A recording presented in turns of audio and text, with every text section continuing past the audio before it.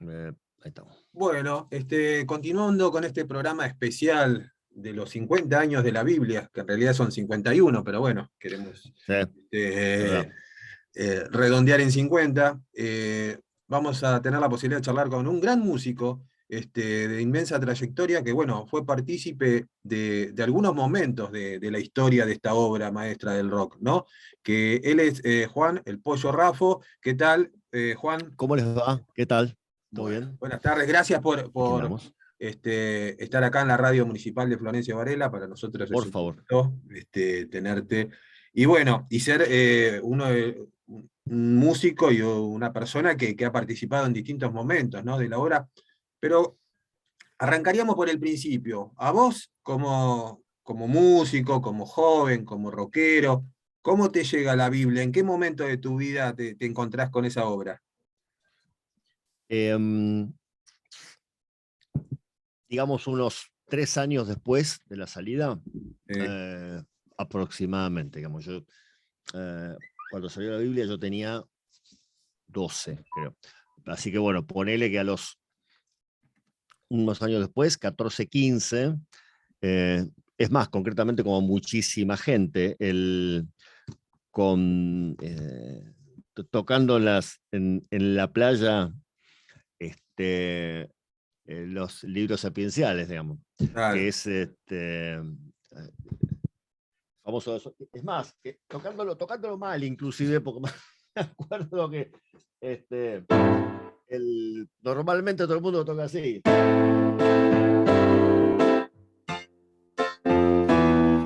Y después, años después, tocando con los bordes, justamente te venís a enterar que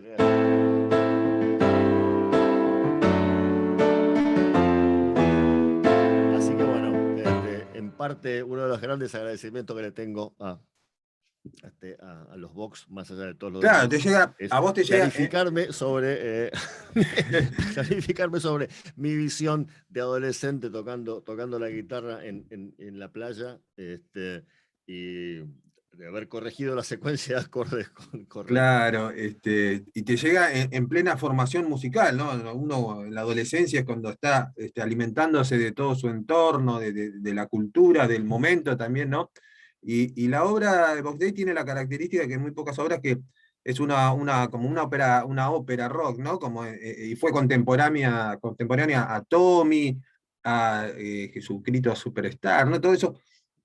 Pero, Sí, tiene un formato más cercano a un oratorio, a una cantata, digamos. claro. Me da la impresión. Este, ¿Y cómo ves que se por el tema llega de, a... de- de que no tiene necesariamente puesta en escena, Claro. ¿Y cómo ves que se y llega a demás. Me esa parece que está música en más. ese momento de la historia del rock argentino, ¿no? O sea, eh, ¿cómo viste vos, o después cuando conociste la obra y la estudiaste un poco más, que, que cuatro músicos del conurbano se les ocurrió eso y empezaron a navegar un montón de estilos? Porque por suerte encontramos un montón de géneros musicales, de bases, de arreglos, ¿no? Bueno, hay una cosa que tiene que ver con el espíritu de época, que tiene que ver también con eh, tantas décadas en la Argentina de educación de calidad gratuita Claro. en todos los niveles. Entonces, vos decís, bueno, del conurbano, ¿qué tendría de particular el conurbano como si fuera una cosa diferenciada? No, no Lo te que digo, sí no podemos decir, por un prejuicio, sino por decir alguien que alejado un poco de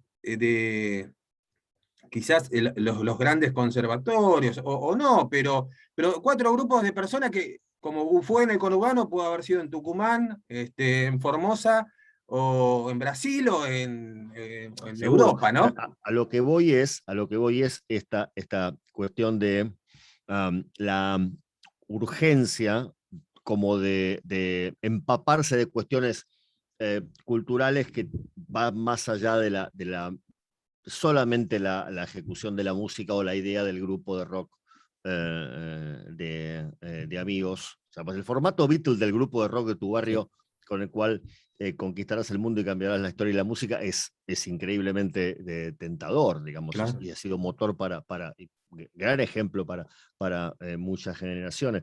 Para mí lo que me parece interesante es en ese espíritu es justamente la expansión por el lado de una generación que expuesta a la educación pública, lo cual es exponerse a las lecturas, a las películas, al teatro, a músicas que no necesariamente eran exclusivamente las músicas em, eh, pensadas para la juventud, si querés, porque de hecho hay muchísimas cosas en la Biblia que vienen de la música de la tradición, de la música religiosa de la tradición de otros siglos, que claramente. Claro. Entonces hay un espíritu ahí donde ese tipo de inclusión era algo valorado. O sea, a nadie se le ocurre decir, ¿cómo vas a meter una cosa que parece una secuencia medio bajiana en un grupo de rock? Claro. Por ahí, eh, en ¿Y otros cómo? momentos quizás posteriores alguien hubiera censurado eso. Y en aquel momento era un valor, ¿no? Es más allá de la Biblia, la historia de Ricardo Soublé buscando inspiración para presente o generando la inspiración que dispara presente a través de leer las cartas a la muerte de mi padre, Manrique, digamos, siglo oro español. Hay todo un montón de cuestiones que hacen que resulte Un poco, natural la aparición de un este, fenómeno como la Biblia. un poco sintetizando, decís, eran momentos de mayor información, ¿no? De mayor información en el No, por ahí había sentido. menor información. Me parece que había una cierta, eh, un cierto espíritu en el cual esa curiosidad, esa búsqueda era algo que tenía valor Claro, claro, claro. en sí mismo. Pero bueno, eso fue tu primer contacto con la obra, ¿no? En tu juventud. ¿Y Ujú. cómo llegás a participar en la primera participación? Porque tenés varias, ¿no? Pero en la primera, que es uno de los tantos regresos y de las tantas puestas en vivo de la Ujú. obra, ¿no? Que es la Biblia según Box Day del año 86, ¿no?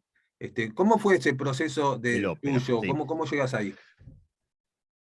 Bueno, yo antes los había conocido a ellos en el primer Festival de la Falda, Mm. el año 80.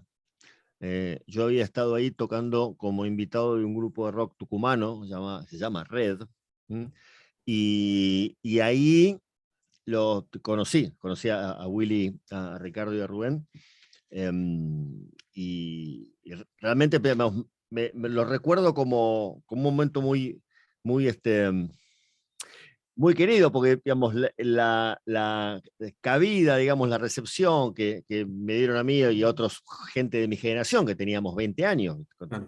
y ellos eran claramente ya leyendas vivientes del rock argentino. Así que eso fue un primer encuentro, y después a la altura del 86, eh, 6 años después, yo ya había empezado a hacer varias cosas dentro de la escena. Era el director y arreglador de la banda de Baglietto, había arreglado para Soda, eh, etcétera, etcétera. Y a través de Bebe Muñoz, fallecido Bebe Muñoz, y de Monitor, fue que, eh, y Conejo García también estaba, y supongo de los mismos músicos, que sonó mi nombre como para estar junto a Luis Valenti en la, con los juegos de dos tecladistas cubriendo lo que serían las partes de orquesta, Claro, originalmente arregladas por Roberto Lar, ¿no? Para la Biblia. claro. Recordemos, bueno, Luis Valenti, el tecladista del reloj, ¿no? Entre tantas Ujú. cosas, otras cosas, y Sí, bueno, señor. tener dos tecladistas en un mismo show y todo eso Estábamos en el foso del ópera, siempre me acuerdo de eso. claro, Estábamos en el foso, muy bien. Entonces, un coro también. claro, Y estábamos en el foso y en el Apocalipsis, mientras tocábamos el Apocalipsis, ahí emergíamos del foso. Y ahí me enteré también de la historia del Apocalipsis, que es que todas las partes de orquesta, originalmente eh, grabadas y arregladas por Roberto Alar no están en la versión original. Eso fue una historia que me contó Ricardo después. Por alguna cuestión que ocurrían, igual chequealo. Sí, sí, creo, yo escuché algo en algún especial que se habían desaparecido las cintas y después cuando las recuperaron las mandaron a imprimir así y había quedado inconcluso, ¿no? Ese que fue lo Sí, que fue. queda como una especie de gran base Sí, en donde la idea original, que era que la orquesta fuera tocando fragmentos melódicos de todas las canciones claro. de la pieza, como una recapitulación, algo como bastante ligado a cierto género sinfónico, la idea de recapitular el material de la obra sobre el cierre, ¿no? Claro. Eh, y eso en realidad recién se pudo hacer, calculo yo, la primera vez en el 86, donde justamente esas partes en las que tocábamos con Luis, y después finalmente en la versión del 97, y después en la versión del, ¿qué es el perdón, 97, y ese mismo año creo que hicimos la presentación En o el año vivo siguiente también. puede ser, en Claro, la, fue también en la en Catedral de La Plata, claro. digamos, en las escalinatas de la Catedral de La Plata. Sí, sí. Lo que recuerdo yo para la primera presentación era del 86, que hubo una superproducción, no sé, en lo que respecta a la época también, ¿no? Porque era la época de donde se empezaban a aparecer todas las nuevas tecnologías de esa época. Y recuerdo el momento del Moisés, ¿no? De Moisés, donde le habla al sol, ¿no? Y el sol se empieza a iluminar todo en el Sí, techo. sí, sí. Ese fue, como te dije en privado, fue mi primer concierto. Yo tenía 15 años, Mirá, imagínate el impacto que me generó. Y, y creo que la obra en sí, ¿no? Tiene ese impacto, ¿no? Lo que tienen las obras maestras que perduran en el tiempo, ¿no? Y con todo su contenido. Porque vos esto lo podés, el show lo podés montar dentro de 50 años y va a generar en mucha gente las mismas sensaciones, ¿no? indudablemente, sí, claro. Claro. Sí, claro. Y ahí, bueno, se larga el disco, ¿no? Y bueno, obviamente Box Day se vuelve está un tiempo más, tengo razones para seguir y todo eso, pero vos ya te desvinculás de la banda o fue solamente el trabajo ese. Yo en aquel momento hice solamente esos conciertos, sí. Claro, Y después que Contacto está en la escena, pero específicamente eso solo. Yo después me fui unos años afuera, tuve una beca para ir a Berkeley, estuve unos años en sí. Boston, me recibí y volví. Volví a trabajar acá y en el 95 me llaman, calculo que el contacto primero lo hizo también Monitor, Jorge Rodríguez, estaba trabajando con Roberto Carrillo, productor, Sí, para hacer lo que después fue el regreso de la leyenda. claro, Eh, y bueno, ahí durante esos años, 95 hasta el 98, que me volví a ir a Estados Unidos por segunda vez con otra beca para hacer un posgrado en un máster en la Universidad de Nueva York, hasta ese momento estuve, estuve como invitado estable, claro, como claro, claro. digamos, cuarto box day en un punto, pero empezando con el regreso de la leyenda, que fue en el ópera también, y siendo la grabación del 97, después creo que el último show grande que hicimos fue en el 98, justamente este que te digo La en la catedral. Catedral de La Plata. Y todos los años estuve tocando, girando, estando en tele Y Juan, con el trío y yo como tecladista invitado. claro. ¿Cómo? Con respecto a tocar una misma obra, ¿no? O sea, vos lo habías tocado 10 años antes, lo habías conocido 10 años antes. ¿Qué le genera al músico volver a reinterpretar algo? ¿Te genera la posibilidad de cambiar algo, de acentuar cosas? ¿Te cambian el punto de vista, los sonidos, la tecnología, también un montón de cosas que podés apelar a la hora de como músico? Depende con cuál, particularmente con la Biblia. em, bueno, una cosa que era como bastante sencilla de traducir era que todas las partes orquestales sí estaban como reinterpretadas en vivo, estoy hablando, ¿no? Sí, En la grabación en estudio se hizo con orquesta. reinterpretadas con teclados. Pero lo otro que fue una, fue una cosa que me planteé concretamente cuando me llamaron a tocar. Digamos, Box Day no tuvo tecladista estable, digamos. Claro. Yo creo que el primer disco con teclados como un elemento más presente es El regreso de la leyenda, que estoy yo. Hasta ese momento es o un cuarteto con 2 guitarras o un trío y obviamente violín, armónica, por ahí algún piano metido, pero no hay como un elemento, un instrumentista tocando teclado. Entonces yo el planteo que me hice, tanto para la Biblia como para todo el repertorio de Box Day, era que hubiera tocado un tecladista en el momento que esos temas fueron grabados, si hubiera habido uno. Claro. Esa fue como mi Tu búsqueda. marco de ubicación Claro. mental y emocional. ¿Qué tipo de sonidos y qué manera de tocar? Claro, claro. Porque de otra manera, de otra forma hubiera sonado, me parece a mí, como bastante más intrusivo. Entonces lo pensé un poco a través de ciertos sonidos clásicos de teclado, que yo particularmente además uso mucho, con piano acústico, clavinete, órgano Hammond, ¿no? Y pensándolo de esa manera, ¿qué hubiera pasado si alguno de los tecladistas Claro. de Y es aquel momento claro, y habrá hubieran sido estado...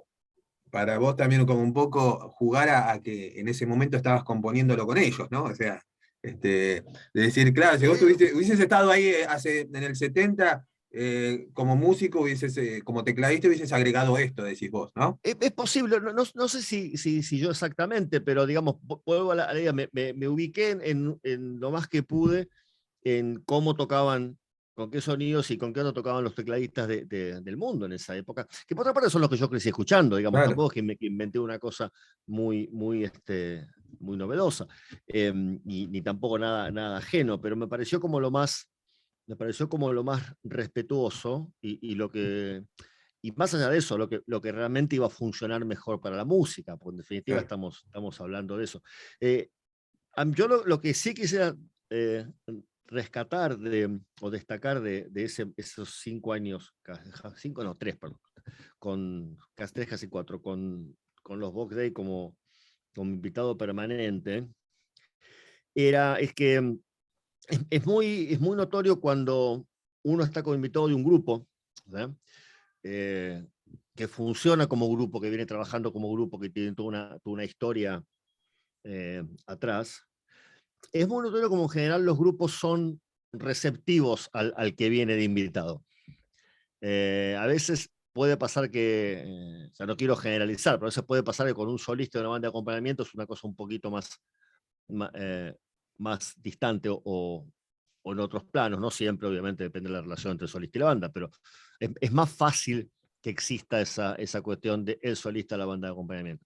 Y en este caso, yo percibí desde el minuto 1 la apertura, la invitación de ser uno del grupo. Obviamente me quedaba clarísimo que ellos eran Box Day y yo soy tecladista invitado, pero en el día a día, Claro.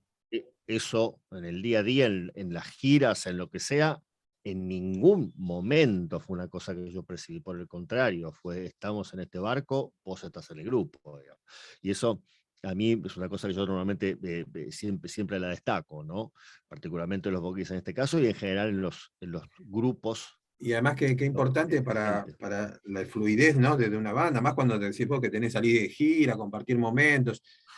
Pero también habla de una característica que todos los que conocemos a los Box Day en distintos momentos o distintas etapas o en distintos roles, sabemos de la humildad como personas, ¿no? Y la grandeza como personas que tuvieron siempre. Y eso no. Y eso le trajo sus réditos positivos, ¿no? De saber que aparte de ser una de las bandas fundacionales del rock, son buenos tipos, ¿viste? Y eso lo llevas de por vida, ¿no? Sí, sí, obviamente. Sí, sí. Claro. Y aparte emblemática banda de suburbana, digamos, que son las primeras que aparece en la escena, proveniente no de los barrios centrales de la capital, sino Claro. no digo de la periferia, pero sí de los barrios urbanos. Y a mí eso también me pegó mucho, porque si bien yo soy de capital, Sí. yo nací, crecí acá en la ciudad de Buenos Aires, yo toda mi experiencia como músico desde la adolescencia la hice en el oeste, en Ramos Mejía, así que tengo esa cercanía con la idea del concepto de grupo de rock del Y conurbano, sí, ¿no? Así que y es en el algo que oeste está me llega la Universidad como del Rock, el emocionalmente. oeste. Este, Ujú. grande, es como el argentino junior del fútbol, el oeste también. Y sí, pero claro, viste, tienen toda esa impronta, qué sé yo, el conurbano, las zonas alejadas, uno va creciendo con distintos matices y que son característicos de uno, y después, bueno, el artista lo refleja en su obra, ¿no? Sí, sí, seguro. Juan, bueno, desde ya agradecerte, bueno, y recordar No, un por favor, poquito gracias a ustedes. todo este momento. Sabemos que te estás preparando para un momento muy importante, Es, una es una presentación. pena, es una pena que no pueda estar ese día, porque ese mismo miércoles estoy tocando con mi grupo junto con la Orquesta Nacional de Música Juan de Dios Filiberto en la Sala Argentina en el CCK. Entonces ahí la orquesta me está invitando y voy a hacer un repertorio con mi grupo, un trío con Tomás Pagano en bajo y Rodrigo Jenny en batería, de todas las músicas de las composiciones de mis discos. Yo estoy Sí. este año grabando el 6º disco solista, y que en este caso están como reorquestadas y rearregladas para la formación de la Orquesta Filiberto, que es una orquesta, digamos, de formato de orquesta clásica, sinfónica, pero con el agregado de instrumentos que tienen características más latinoamericanas, como fila de bandoneones, charango, guitarra, Qué bueno. Y bueno, y todo percusión. eso genera un trabajo previo, ¿no? Y bueno, también toda una logística, que bueno, Y obviamente estamos ensayando ahora, y sí, yo estoy escribiendo hace un par de meses largos. mientras estemos viendo esta entrevista a la gente, vos vas a estar ahí en ese hermoso escenario. Así que te deseamos lo mejor. Pero Este, muchísimas gracias. vamos a estar con Willy. Willy está acá en el programa, así que te voy a pedir que le mandes un mensaje si querés. Por supuesto, Willy querido, qué tipazo, Willy, ¿no? Qué cosa obvia que voy a decir, que lo sabe todo el mundo, lo dice todo el mundo, ¿no?